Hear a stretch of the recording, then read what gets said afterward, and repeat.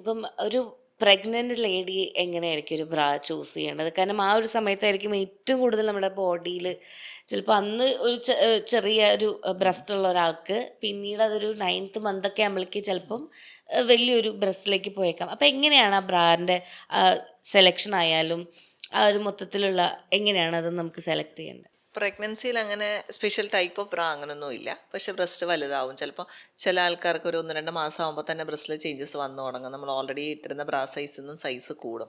അപ്പോൾ അങ്ങനെ വരുമ്പോൾ പുതിയ ബ്രാ വാങ്ങിക്കുക തന്നെ വേണം. നമ്മളതിൽ പിശുക്കിയിട്ട് കാര്യമില്ല. അത് കൂടുതൽ ഡിസ്കംഫർട്ട് ആവും. കാരണം പ്രഗ്നൻസിയിൽ your breast become very sensitive. ഈ ഹോർമോണൽ ഇൻഫ്ലുവൻസ് കാരണം തൊടുമ്പോൾ വേദന, നിപ്പിൾസിൽ പെയിൻ, അങ്ങനെയൊക്കെ ആകെ മൊത്തം ബ്രസ്റ്റിന് ഡിസ്കംഫർട്ടുള്ളൊരു സമയമാണ്. അപ്പം കറക്റ്റ് സൈസ് ബ്രായും കൂടെ അല്ലെങ്കിൽ ഇറ്റ് ക്യാൻ ബിക്കം പ്രോബ്ലമാറ്റിക്. അപ്പം you have to invest in a good bra. അത് ചിലപ്പോൾ ചില ആൾക്കാർക്ക് ഒരു സൈസിൽ വ്യത്യാസം വരുത്തിയാൽ ചിലപ്പോൾ നമുക്ക് ടേം വരെ ഡെലിവറി വരെയൊക്കെ ആ സൈസ് കൊണ്ടുപോകും. ചില ആൾക്കാർക്ക് ചിലപ്പോൾ 3 മാസം കൂടുമ്പോഴൊക്കെ മാറ്റേണ്ടി വരും. പിന്നെയും പിന്നെയും വലുതാവുന്നതനുസരിച്ച് you have to do that. ഇല്ലെങ്കിൽ നമ്മൾ വെറുതെ ബുദ്ധിമുട്ടിക്കൊണ്ടേയിരിക്കും. അതിലും ഈ പറഞ്ഞ പോലെ ഇന്ന മെറ്റീരിയൽ അങ്ങനെയൊന്നുമില്ല. കംഫർട്ടബിൾ ആയിട്ടുള്ള മേ ബി കപ്പ് സൈസ് കുറച്ചുകൂടെ റൗണ്ടഡ് കപ്സൊക്കെ വാങ്ങുക. സോ ദാറ്റ് കുറച്ചുകൂടി സപ്പോർട്ടഡ് ആവും വലിയ ബ്രസ്റ്റ് വരുമ്പോഴത്തേനും. പിന്നെ ഡെലിവറി കഴിയുമ്പോൾ ഒബ്വിയസ്ലി ബ്രസ്റ്റ് ഫീഡിങ് തുടങ്ങുമ്പോൾ കുറച്ചുകൂടെ ബ്രസ്റ്റ് സൈസിൽ ചിലപ്പോൾ വ്യത്യാസം വരാം. ഡെലിവറിയുടെ തൊട്ട് മുന്നേ വരെ ഇട്ടിരുന്ന ബ്രാ ചിലപ്പോൾ പറ്റാണ്ട് വരാം. അപ്പോൾ you will need another brassiere. ആ സമയത്ത് ഫീഡിങ്ങിനൊക്കെ പറ്റുന്ന രീതിയിൽ ഫീഡിങ് ബ്രേസിയേഴ്സൊക്കെ നോക്കി വാങ്ങുക. അപ്പം അതിലൊന്നും നമ്മൾ പിശുക്കിയിട്ടോ ഒന്നും കാര്യമില്ല.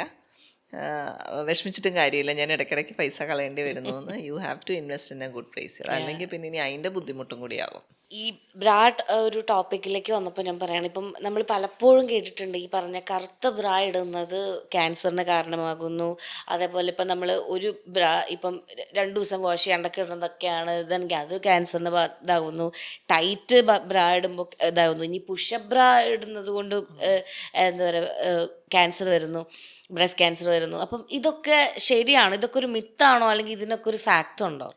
ആക്ച്വലി ബ്രായും ക്യാൻസറുമായി ഒരു ബന്ധവുമില്ല. ഇപ്പം നിങ്ങൾ ഏത് കളറിലെ ബ്രാ ഇട്ടാലും, കറുത്ത കളറിലെ ബ്രാ ഇട്ടാലും വെളുത്ത കളറിലെ ബ്രാ ഇട്ടാലും അതും ക്യാൻസറുമായി യാതൊരു ബന്ധവുമില്ല. പിന്നെ ബ്രാ ഇപ്പോൾ അണ്ടർവയർഡ് ബ്രാ, പണ്ടൊരു കാലത്ത് പറയുന്ന അണ്ടർവയർഡ് ബ്രാ ഇട്ടാൽ ക്യാൻസർ കൂടുതൽ വരും. പിന്നെ ഞാൻ കേൾക്കാറുണ്ട് രാത്രി ബ്രാ ഇട്ട് ഉറങ്ങരുത്. ആക്ച്വലി നൈറ്റ് ബ്രാസ് എന്ന് പറഞ്ഞിട്ട് സെപ്പറേറ്റ് അവൈലബിൾ ആണ്. വേ യു ക്യാൻ സ്ലീപ്പ് കംഫർട്ടബിളി. അങ്ങനത്തെ വേറെ രീതിയിൽ ബ്രാ ഉണ്ട്. സ്പോർട്സ് ബ്രാ, പുഷപ്പ് ബ്രാ. ആക്ച്വലി നമുക്ക് ലൈഫ് ഈസി ആക്കാൻ വെച്ചാൽ നമുക്ക് നമ്മളുടെ ആവശ്യങ്ങൾക്കനുസരിച്ച് പുതിയ പുതിയ സാധനങ്ങൾ വന്നതാണ് ഈ ബ്രായുടെ ഓരോ ടൈപ്പുകൾ. അതിനൊന്നും ബ്രസ്റ്റ് ക്യാൻസറുമായി യാതൊരു ബന്ധവുമില്ല. നമ്മളുടെ ആക്ടിവിറ്റി അനുസരിച്ച് നമ്മളിപ്പം സ്പോർട്സ് ബ്രാ യൂസ് ചെയ്യുന്നിടത്ത് സ്പോർട്സ് ബ്രാ യൂസ് ചെയ്യുക, ഫീഡിങ് ബ്രാ യൂസ് ചെയ്യുന്നിടത്ത് അത് യൂസ് ചെയ്യുക, പുഷപ്പ് ബ്രാ യൂസ് ചെയ്യുന്നിടത്ത് അത് യൂസ് ചെയ്യുക. It's your comfort, it is your choice. അതിന് ക്യാൻസറുമായിട്ടോ വേറെ മെഡിക്കൽ കണ്ടീഷൻസായിട്ടോ ഒരു ബന്ധവുമില്ല. ഓക്കെ.